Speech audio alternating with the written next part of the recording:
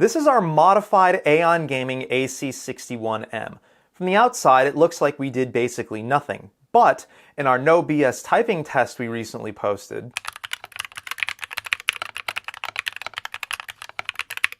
you can hear that especially compared to the stock version of this keyboard,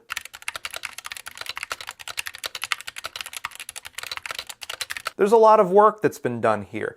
But we're going to go over what we did exactly, how we did it, and ultimately if it was even worth it. So we'll start off with the stabilizers. I decided to replace the stock models with these plate mount stabilizers that were sent to us by Asceni. These are fully transparent with gold-plated wires. Functionally, you didn't really need to replace the stabilizers on this keyboard. You could just clean up the stock ones and relube them, call it a day. But these ones are, objectively speaking at least, of a much higher build quality. And in my personal opinion, they look better. Not that you can see them with the caps on anyway, but you know they're there. I found it a little weird that when Asceni sent these to me, they recommended that I use the Holy Mod.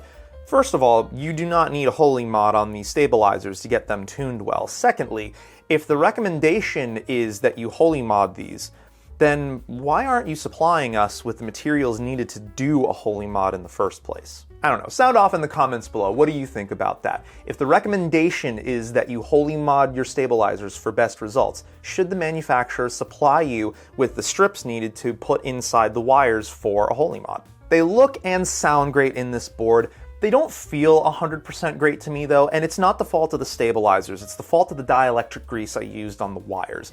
2 or 3 of these stabilizers are just way too sluggish for my own liking, and that's a personal thing. I've just not ever really been good with using dielectric grease. I don't know what it is about it.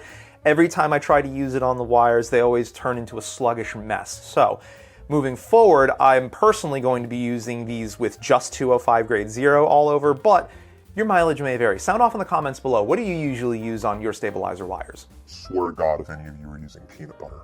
Now, as far as the plate goes, plate foam is a must here. This is a tray-mounted steel plate. It's super stiff, it's super pingy, it's super resonant. Went with the tried and true KBD Fans plate foam modules here, links for those and everything else in today's video down in the description. These do a pretty decent job of tuning out most of the steel plates I've encountered, but because we're also dealing with, admittedly, a very nice cast aluminum case for this keyboard, we needed to take some further steps to acoustically treat it.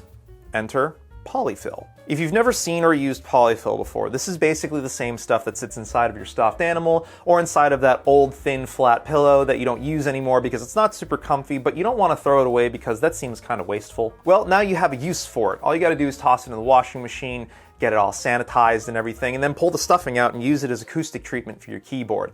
Start by applying it in layers and test after each layer you apply to make sure that everything can still close properly and the keyboard still types properly. I personally ended up going with about double the polyfill you see on the screen right now and went with even more underneath the spacebar areas, since the spacebar, in my personal opinion, needed a little bit more work on this keyboard than the rest of the board did. As far as the secret sauce switches are concerned here, they are technically KS3 Gateron optical yellows, but they don't actually make that. I had to make it myself. What I ended up using was a full nylon KS3 top housing with a KS3 Gateron yellow stem and some 60-gram Gateron yellow springs that I pulled from some KS9 yellows that we harvested out of a drop enter. Interesting note with optical mechanical switch stems, the stem still has legs on it, even though there are no cross-point contacts on the inside of an optical switch. Guess that means I'll be using these harvested long pole Gateron yellow palm stems for some spicy content in the future. Anyway, back to the switches. Ended up lubing the stem with 205 grade 0, hit the springs with GPL 105, and of course applied KBD Fans switch films. If I were to do this again, I might actually use a slightly thicker switch film since there's still some movement between the top and bottom housing, but they definitely fit a lot better than they used to. The reason I made this particular switch is because normal Gateron optical yellows have, as mentioned, a long pole stem.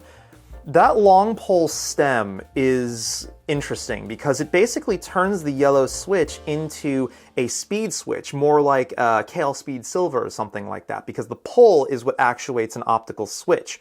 As it drops down into the bottom housing of the switch, it interrupts a beam of light that's shooting back and forth across the socket.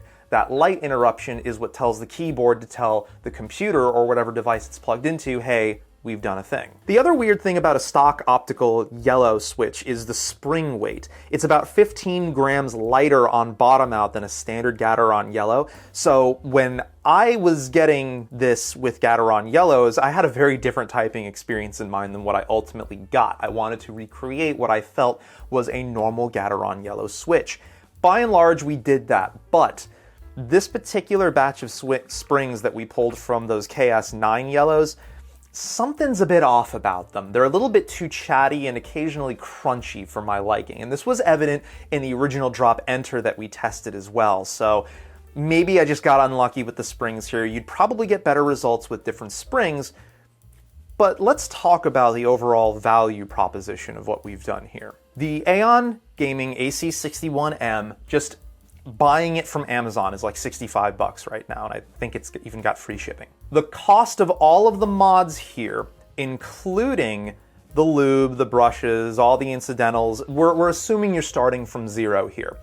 The cost of all of those mods for this particular board to reproduce it is right around $120. Now, there are obvious ways to cut back on the cost here. First of all, if I wanted something closer to a standard linear switch experience, I could have opted for the Gateron optical red switches instead, which have a normal length stem pole, already have all the right equipment there. I just lube and film what I already have, rather than buying a whole nother set of switches to swap components over. There's also not a need to buy a bag of polyfill. Remember, you can go around your house and find some old pillow or stuffed animal or something and pull the stuffing out of that. Or maybe you got a friend or a family member who's got some old throw pillows they're not using anymore they can toss your way. There's also the stabilizers. Yes, the Asceni stabilizers look nice, they end up feeling nice as well, but strictly speaking, there's not a need to throw these stabilizers at this board. The stock ones actually fit pretty decently in the plate, and if you clean them off and re-lube them, they'll probably sound every bit as good as the Ascenis did. Ultimately though,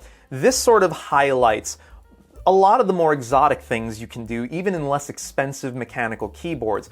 You just have to really seriously consider if this is going to be something you're going to be doing more than once in the future when you get into this.